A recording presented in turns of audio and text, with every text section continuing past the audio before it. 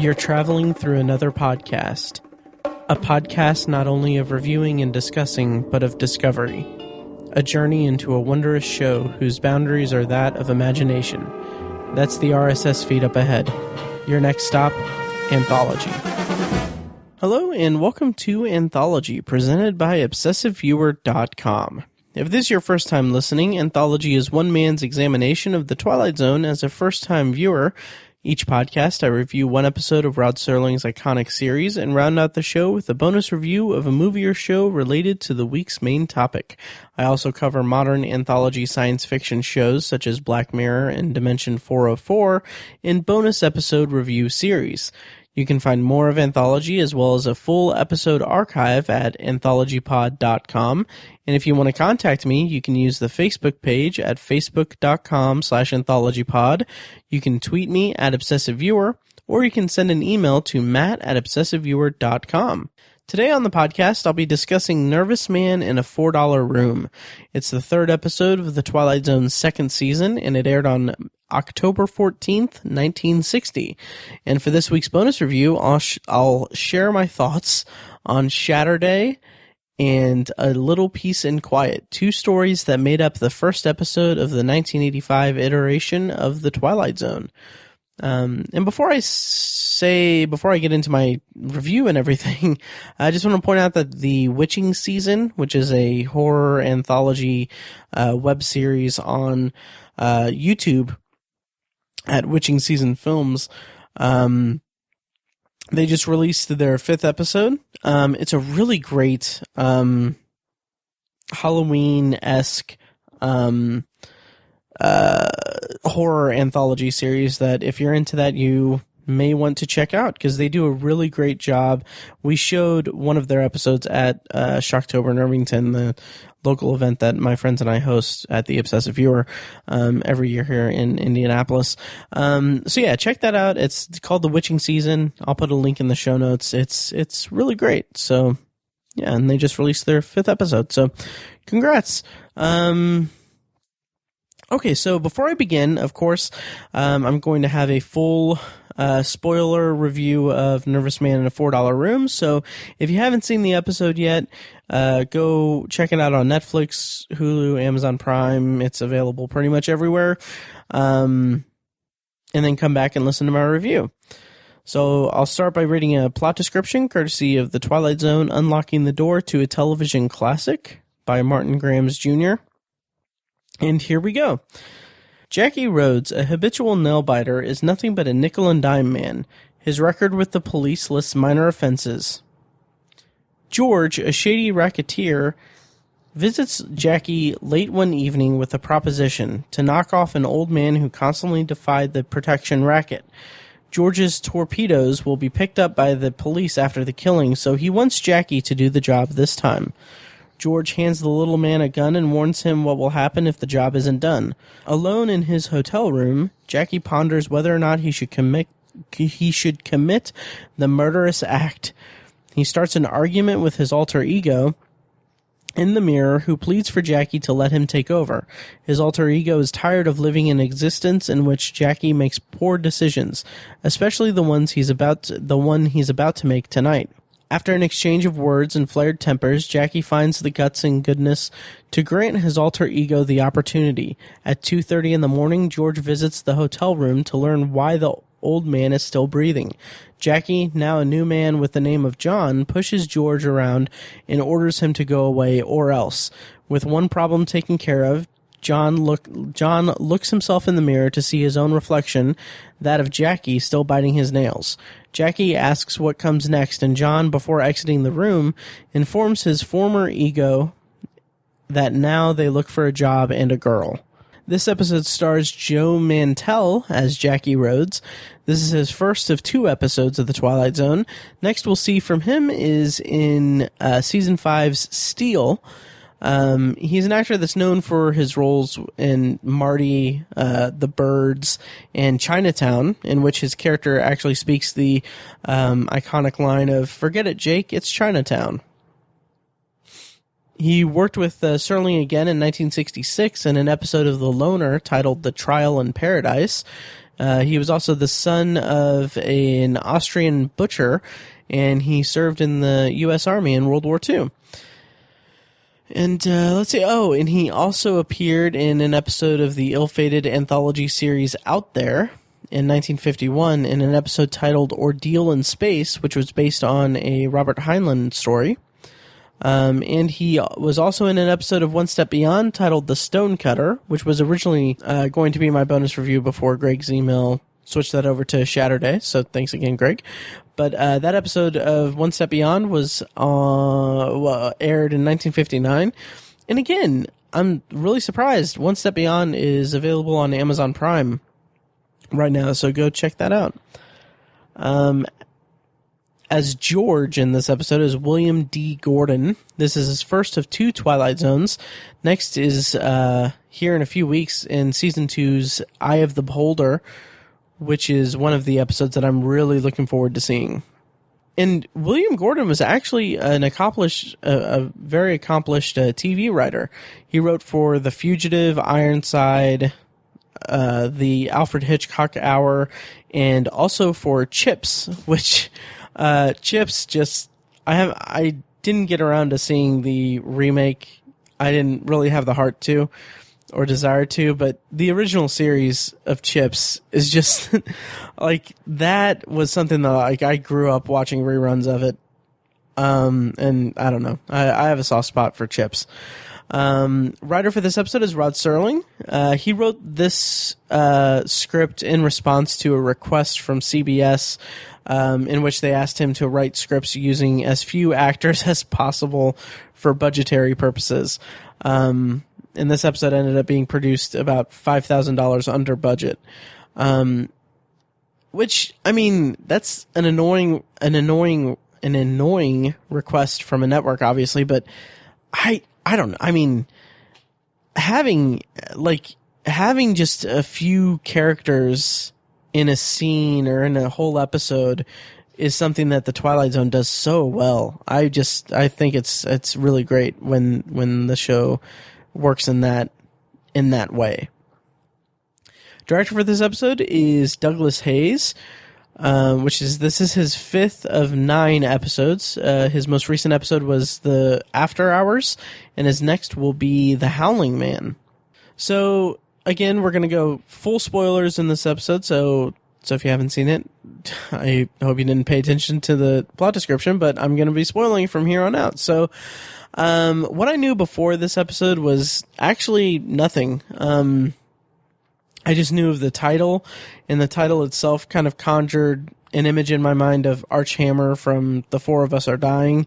That could have just been because there's a number in both episode titles, and Arch had a hotel room where he planned his stuff.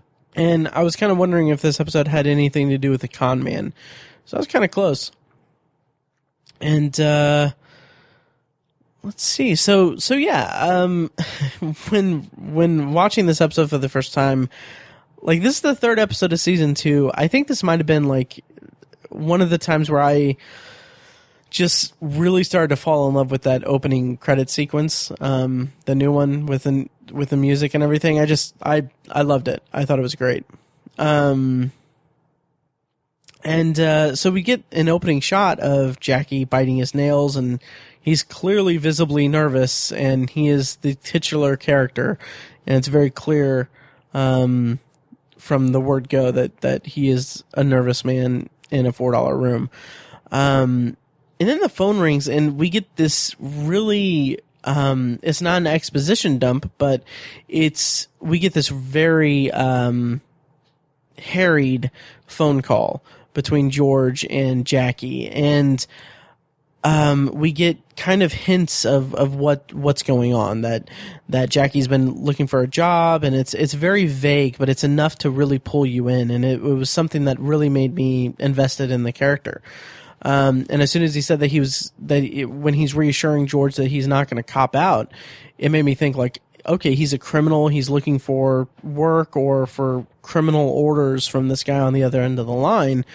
And then he says that you can only stay in a hotel room for so long. And that's when I kind of started to wonder if like maybe he was trapped in the hotel room. But I'll get more into that little pet theory I had, in a little bit. But I wanted to kind of point out how great the phone call scene is. I just really like the way that it was choreographed and shot, because Jackie jumps at the phone and grabs it, and he's very excited to hear from George. And then as throughout the beginning of this phone call, he moves over to a chair that's next to the bed, and he gets comfortable. But as the call progresses, he moves back over to the bed, and the camera just gets tighter and tighter on him. And it's just a really cool visual cue to show how trapped he is becoming and how tense the situation is for him. And just the way that Mantell balances out that character and carries the entire episode is really remarkable. And we get our introduction from Serling saying that Jackie is 34 and he leaves a blot instead of a mark, which I thought was a really colorful way to describe someone. I thought it was cool. So the way that Joe Mantell's made up in the episode, and the way that we see the sweat on his face, and the way that he's just very exasperated and he's exhausted and he's very warm, like all of those things combined goes such a long way toward getting us into his level of discomfort, because he is very uncomfortable and very just really uncomfortable, and it just really makes us kind of feel for him in a way. Then when George comes in, and we immediately know that he looks completely shady, and that's when I got confirmation that this was definitely a criminal action thing that's going on. And I kind of was wondering, and maybe because he was dressed in a white suit, but I was wondering if George was maybe the devil. Like I really thought that George was the devil and that Jackie was in hell, and that was going to be what the entire episode was about. Which is funny, because you can kind of read the episode in that way, and it's in a very subtle way. It's kind of like Jackie is in hell and that George is a devilish character who is forcing him to do something that he doesn't want to do. In which case, in this case, George is ordering Jackie to murder this bar owner because he won't pay for protection and won't pay them. And we get this really great scene where Jackie is explaining to George, he's saying like, no, get one of your torpedoes to do it. I don't have any guts. He keeps saying, I got no guts, George. And I thought that was really great.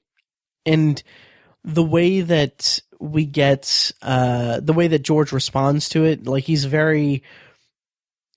not necessarily accommodating at first, but he just kind of loses it and kind of slaps Jackie around, and he explains that if the guy's not dead by 2:30 or by 2 o'clock, if he doesn't go murder the guy, George is going to come back at 2:30 and kill Jackie.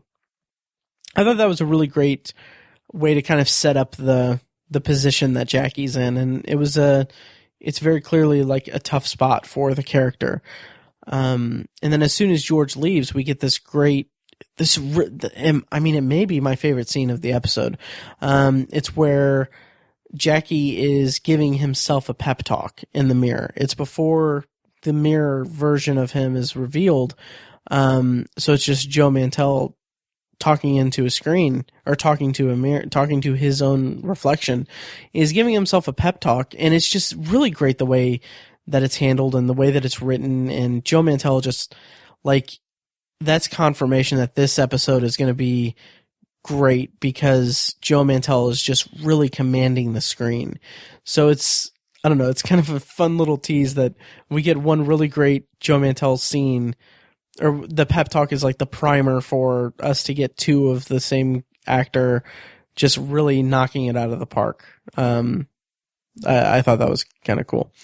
Also, I want to point out the shots that are from the ceiling, like when Serling comes in for his opening narration and soon after the pep talk to the mirror reflection scene. Like, there are a couple shots of Jackie in the hotel room, but it's from the perspective of the ceiling. And I loved that inclusion because it very much isolates that character, and it really brings home the idea that he's in a very tough position, and it kind of really carries throughout the entire rest of the episode. It's very isolating, and I kind of equate it to being like watching a rat in a maze. And I like that. I like that a lot. And so then we get the reveal that there's a mirror person, and I was really wondering how they did it in that moment, and I wondered if they used twins again, like in a Passage for Trumpet. But no, it turns out that it was a rear projection that they used. So they filmed Joe Mantell doing the mirror side of it, and then filmed him doing the other side of it. There was actually an actor who went on to become a director who was used basically for Joe Mantell to play off of. I can't remember his name. I didn't put it in my notes, but something Burton. Anyway, so that was interesting. And once we get in, like, this is when we get into the meat of the episode, and I just love this as a concept. He's basically talking to his conscience or his courage or his rational thinking mind, or really this idea of who he could have been and who he could be if he doesn't, if he breaks himself from these really terrible decisions that he's made. It's such a great concept for a character, and for characterization. It's such a great playground to showcase character development and to really dive into a human being and their inner struggle. It's a really cool way to bring that out. And it works really well here for this character, because he's a character that you kind of unlike the Castles, or unlike Arthur Castle in particular in The Man in the Bottle. Like, Jackie is this kind of, he's not really a sniveling character, and he doesn't seem like a bad guy, but it's just that he is the victim of his own poor decisions throughout his life, and that's kind of what's at play here, is that he is coming to terms with that, and his other half, his conscience is fighting him to not put himself into, or to not make the wrong decisions, or to stop making the wrong decisions.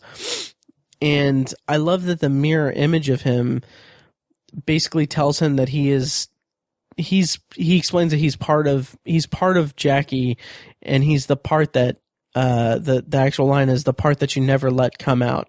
And he goes on to say that the mirror reflection of him, he says that he has a right to live.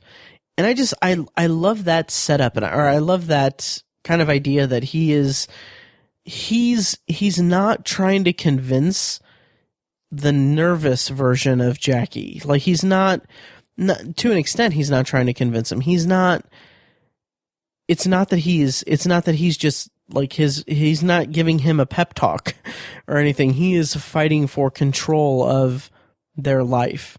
And it's a really strong way to develop the drama at play in the episode. And it's a really great way to showcase the character development as well. It's a really great hook for both characters' motivation in the episode, essentially. And then the mirror Jackie kind of gets this, he kind of he drops a bomb to our Jackie, essentially, and references a woman by the name of January. And I love that we don't get like a big whole history with them, and we don't get this we don't get, like, it's just this little nugget of history to this character, and we get the impact of what it meant to him and what it means to both versions of him, and who she was, and what happened with her. And it's kind of heartbreaking because, like, the man in the mirror says, I loved January, and then he says that like, she could have, like, the idea is that she could have saved Jackie, like, she could have pulled him out if he would have let her. But it ended up that he says that she walked out of your life, Jackie, out of our life. And I don't know, the sentiment of that, the kind of the drama of that is just really, really sad, kind of devastating in a way, because even the mirror version of Jackie talks about how now she's left and she's gone on and she's gotten married and everything. It's just, I don't know, it's kind of heartbreaking and everything when you think about it. And we get, like, very dramatic moments between the two Jackies. We get very dramatic moments between them, and then right at, like, the kind of climax of the drama, we get this really interesting, kind of sweet comedic beat that kind of felt a little refreshing when Jackie says that no one's going to tell me what to do. And then after he says that, the phone rings, and he's still kind of hot from the argument and everything. So he kind of answers it forcefully, and then, like, he immediately just, like, drops down. It's like, yeah, George, yeah, I'm on my way out. We're okay. He becomes, like, this he goes back to the nervous man, essentially. And it all kind of comes to a head, and it kind of, the way it plays out at the end is that we get the mirror version of him saying that he wants a decent job and he wants friends. And I don't know, just, like, that just hit me. Like, that's so amazing to show this inner struggle between these two characters, or between, like, this inner struggle of one man split into two distinct personalities, and showing that one of them is filled with this anxiety and this fear and this trap that he has set for himself throughout all of these different decisions that he's made that are all wrong. And then we have the other side of it, who is this version of the character that the nervous character never lets take control. And it's just remarkable, because that is a character that, like, that's the side of the character that is the strength of like, he's the character's strength, essentially personified. And he is the version of Jackie that can pull him out of this downward spiral, and this life that's being threatened to be ended very soon. And it's just this struggle between the two versions of it. That's the fear and anxiety and the fear associated with turning over that new leaf and making yourself better. 'Cause Jackie is in this rut, and he can't get out of it. And when you're in that kind of rut and you're in that situation, you can't like it, you don't feel like you should have, or you don't feel like other people can pull you out of it. And that's kind of the position that I feel like the nervous version of Jackie is playing with, or going through. And it's just really well drawn and throughout the episode. So then after, there's a big kind of spinning mirror effect that I thought was pretty cool. And then we get the scene where George comes back into the room, and, like, he even says, like, the first thing he says is, "Get up, little man." And it's so demeaning, and so just, like, it's clear, like where Jackie stands with George, and what type of person Jackie is seen to be by George. Like, the type of person that George sees in Jackie is this little guy that he can slap around and force him to do things. And it's just, it's really great, the brevity of it and the, how little there is there, but how much subtext is there between the characters. It's really remarkable writing. And then we get the reveal that he's now John Rhodes and that he is the mirror version of him. And like we get this great scene where he just says, "I resign," and then he kind of slaps around George a little bit and takes him by surprise and threatens him and tells him that, to get out, and then he's getting out and everything. And I love the courage in John's character in that scene. I love the courage that's on display and the confidence. It's really great. And it just left with me just this really nice, uplifting feeling. Like, this is a really great, uplifting episode for this character. And also when he kind of chases George out of the hotel room and then you see him throw the gun away, that's a nice touch. That's a nice way to end it, and a nice touch. And then we see, obviously, the nervous version of Jackie in the mirror. It kind of felt like on first viewing that John was imprisoning that side of him, but through the dialogue, you really get the sense that he's not imprisoning him. It's just he's taking control, and that they're both kind of, they're together. They're one person, obviously. And it leaves on that note of John saying that they're gonna go get a job and find a girl. It's just it's a beautifully made episode. It's a beautifully done episode, and it's such an uplifting episode. And I like that we've had two kind of back-to-back, like, uplifting, very kind of positive episodes. I'm really happy about that. And yeah, I think that's it for my review. As far as trivia is concerned, this is this is the first time that the famous lines, "You talking to me," were said, like way before Taxi Driver or Dirty Harry. Jackie Rhodes is just standing in front of a mirror, and he asks, "You talking to me? You talking to me?" That's a cool little, that's a cool little thing. Also, after adjusting for inflation, the $4 that were spent for that room would be the equivalent of $32 as of 2014.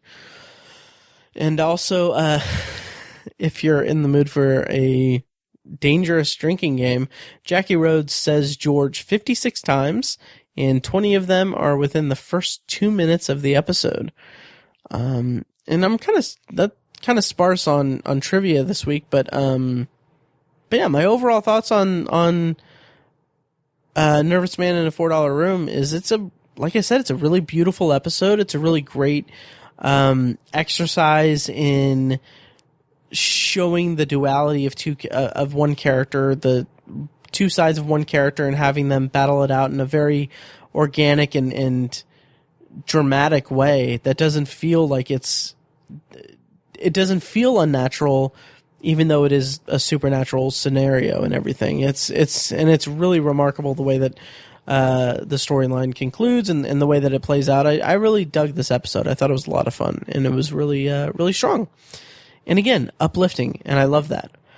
Now, before we move on to this week's bonus review, here's a highlight from episode 185 of The Obsessive Viewer, in which is a movie and TV podcast that I host with my friend Tiny, along with some occasional guest co-hosts. This episode is where we reviewed Snowden, and I also talked about The Witching Season, which I referenced earlier in this episode. So here's the clip. I listen to The Simpsons while I sleep. That's a weird sentence. Yeah. But I leave my laptop open because I watch it on my laptop, and I'm just thinking, like, someone could just turn it on and watch me sleep. Yeah. Which is disturbing. But it's funny because in the movie, he puts Band-Aids over the thing, and I'm like, when I saw that, I was like, that's such a better way to do it. Like, I felt like an idiot that I didn't think of that. Plus, it's kind of ironic imagery, if you will. A Band-Aid, putting a Band-Aid on it. Yeah. You can find The Obsessive Viewer on iTunes, Stitcher, Google Play, and at obsessiveviewer.com. And you can find the episode you just heard a clip from at obsessiveviewer.com/OV185. All right, so this week's bonus review was again suggested by listener Greg. So thank you so much for the recommendation. That's one of the things that I like. The conceit of this podcast is that I'm going through the Twilight Zone as a first-time viewer, so I don't know like what episodes of the Twilight Zone have future episodes of the remake episodes or anything like that. I don't have that information in front of me, so I kind of have to play it by ear week to week. So I'm glad that I got the tip on Shatterday. My bonus review, of course, is the first episode of The Twilight Zone from 1985. This episode has two stories. It's Shatterday and A Little Peace and Quiet. So first I'll start with Shatterday, which is very closely related or similar to Nervous Man, A $4 Room.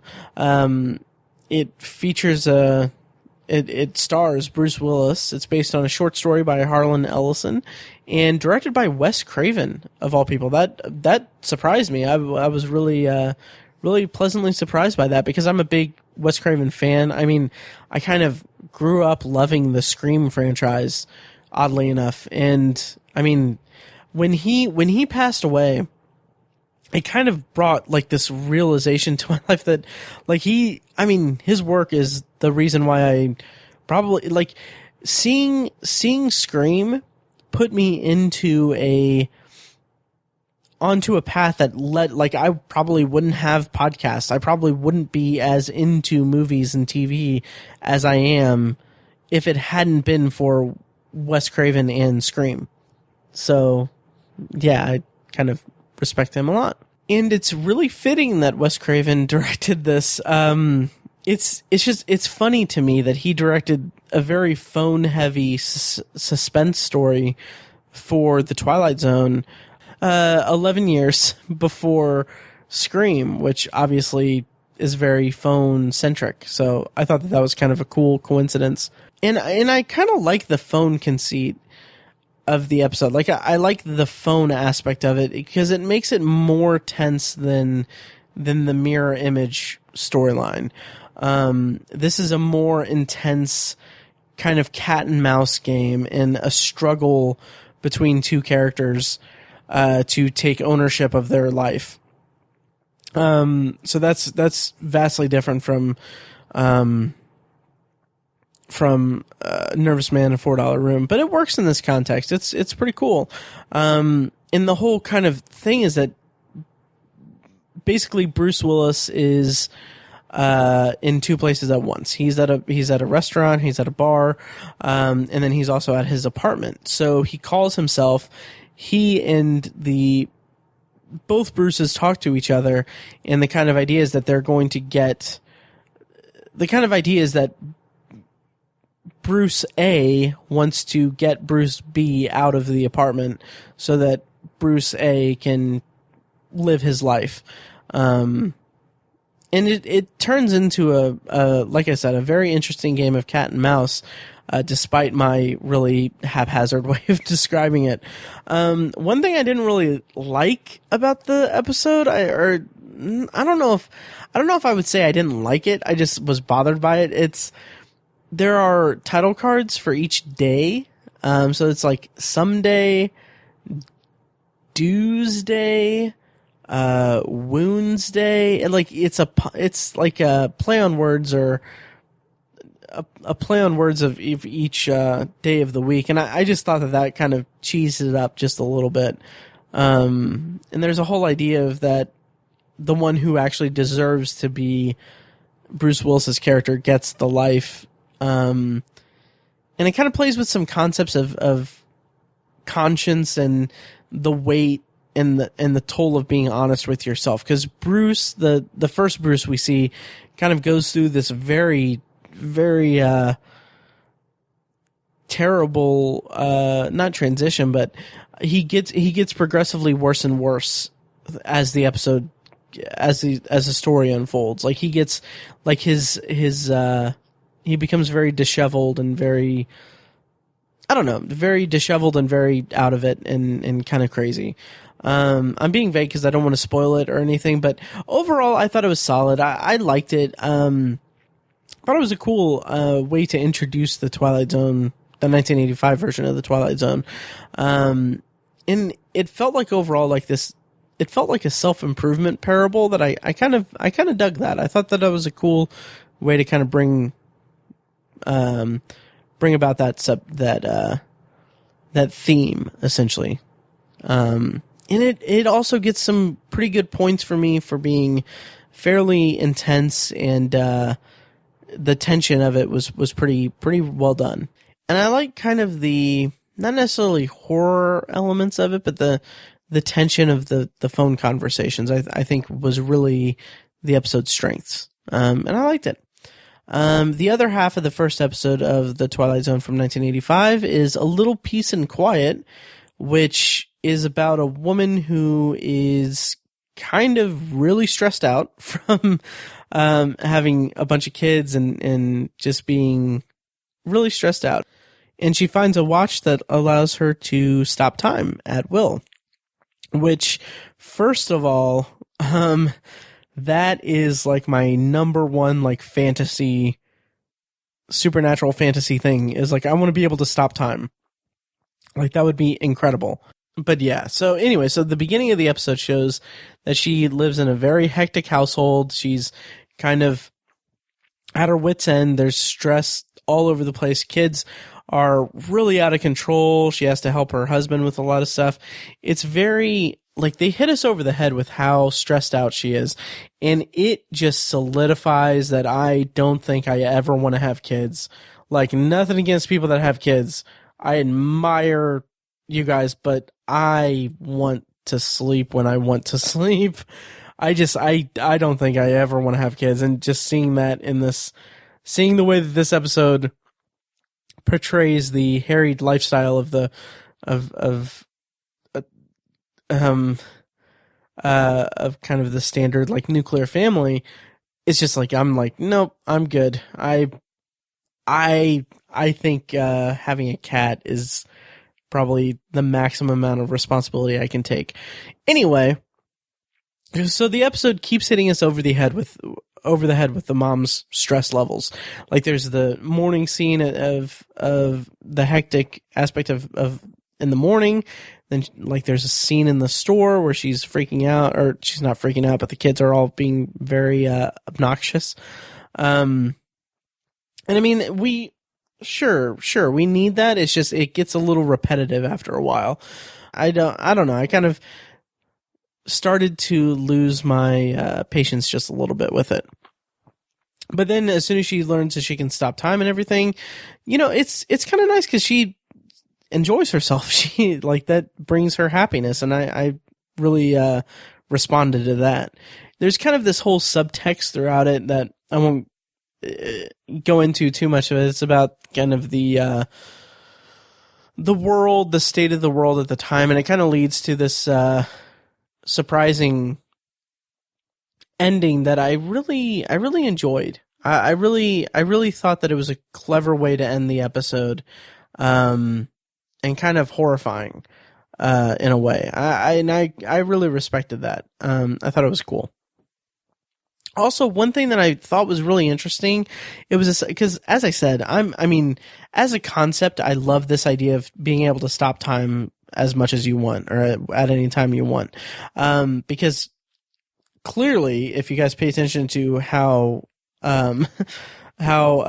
infrequent these episodes come out, but like, as someone myself who clearly has crappy time management skills, this is such a big fantasy of mine, and it always has been.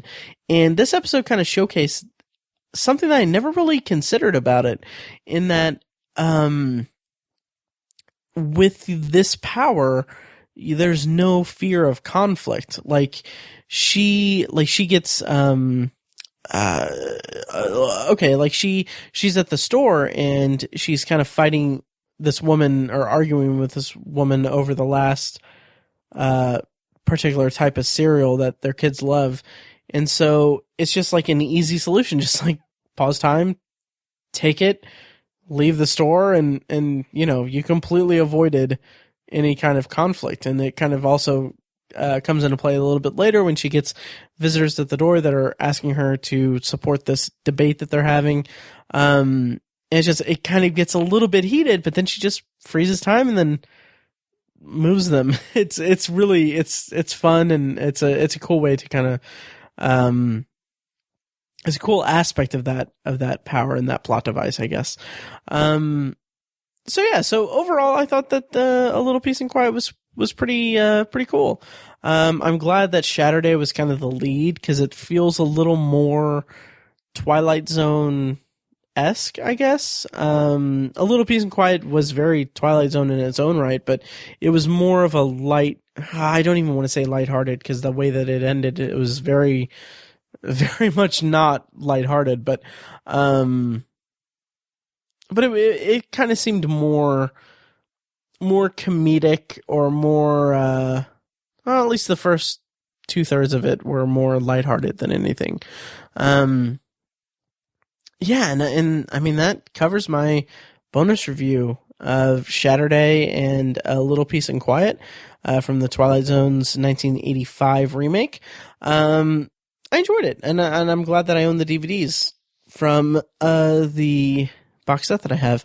So eventually I'll go through it all, and I'll watch it and likely review everything on here. Obviously, this is years down the road, but I'm looking forward to it. The more that I watch the 1980s Twilight Zone, the more intrigued I am by it, and the more interested I am in it. But obviously I have a long road ahead of me with the original Twilight Zone, so we'll get there. But yeah, so I guess that does it for this week's episode. Thank you guys so much for listening, and of course, if you want to help support the show, you can go leave a rating and review on iTunes, or you can donate to the podcast through PayPal by clicking the donate button on anthologypod.com, or becoming a recurring sponsor at patreon.com/obsessiveviewer. And yeah, next week on the podcast, or next time on the podcast, I'll be reviewing A Thing About Machines, which is the episode 4 of season 2 of the Twilight Zone. At the time of this recording, which is immediately after my recording of last week's episode of The Man in the Bottle. So if my voice sounds hoarse, that's why. It's 3:30 a.m. and I just recorded 2 episodes of the podcast. But that's fine, because in like 15 or 24 hours, 36 hours, I'm going to go to work in a call center. So cool. Anyway, at the time of this recording, I don't have a bonus review for A Thing About the Machines. A Thing About Machines. I actually haven't watched the episode yet. So I don't actually have a frame of reference for what the bonus review could be. But I'm sure I'll mention it on the Facebook page. Just make sure you like the page and everything, and make sure you check out my if you want to, my bonus review series on Dimension 404. It's interesting because I'm coming off of doing a bonus review series on Black Mirror, which is a show that is established, and that I know that I love and that I really enjoy.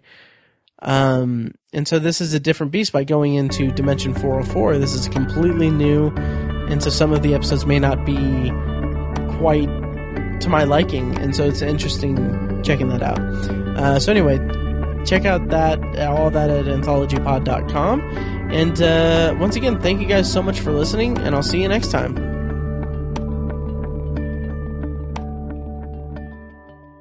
Hey guys, before I end the episode here, I just wanted to make a special announcement that t-shirts for Anthology Podcast are now available.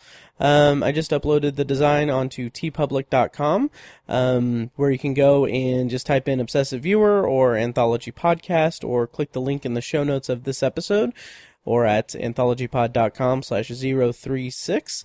That link will take you to the design for the shirt. So basically you just go, pick a shirt, pick the color, and it'll get printed on this pretty nice cotton shirt.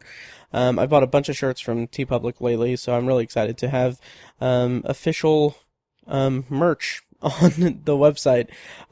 We also have some other merchandise there. There's like travel mugs, coffee mugs, laptop cases, phone cases, stickers, notebooks, a bunch of stuff you can get that has the Anthology logo plastered all over it. So yeah, go ahead and check that out. And as a special bonus, since I just now uploaded them, all of the products for Anthology on tpublic.com are currently at a discount. So you can save like $3 if you buy them within the next 48 to 72 hours. So if you're listening to this and you want to both support me and show your pride for being a fan of Anthology, go check that out and buy a shirt or sticker or something. I'm really excited for it. I just ordered mine for Indie PopCon here in a couple weeks, and I'm excited that I'll have that. So yeah, once again, I'll go ahead and end this episode here, and hope you guys have a great one, and thanks for listening. Thank you for listening to Anthology, presented by ObsessiveViewer.com. For more of Anthology and a full archive of my episodes, go to AnthologyPod.com. And if you want to help support the show, the easiest way you can do that is by leaving a rating and a review on iTunes. You can also make donations to the show courtesy of the donate link in the show notes of each episode and on AnthologyPod.com. For recurring donations, you can become a patron at patreon.com/obsessiveviewer and just choose one of the Anthology reward tiers. If you enjoy Anthology, feel free to check out The Obsessive Viewer, a weekly movie and TV podcast I host with my friend Tiny and occasional guest co-hosts over at obsessiveviewer.com. You can also join the Obsessive Viewer Facebook group at facebook.com/theobsessiveviewer.